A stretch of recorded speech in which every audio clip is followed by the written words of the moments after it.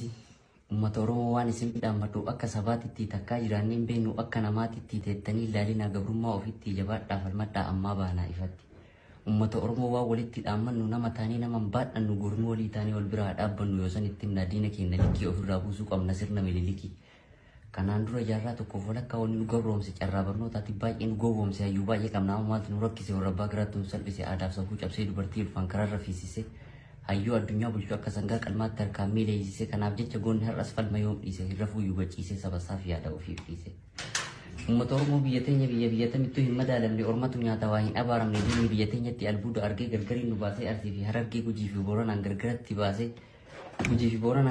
baasee Oromoo irratti kaasee uummata nagaa jidduutti summii facaasee akkas jedhee walitti oofa Boorana teessa asiin daariin Gujii teessa illee asiin daarii isii horsiisee bulaadha bakki kulloowwan keessaniif gaarii jedhee uummata naqee aarii.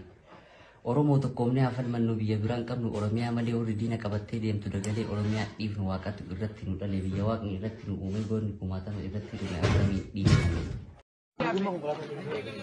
Kabasaaf jiraataa qonni bu'uun sharamne ukubbiisee diinaa jeeseerraane falmataan masabaa waboo abdii borii waan nyaattuuf uffattuuf dudduuballee bineensi kubullee qorrii.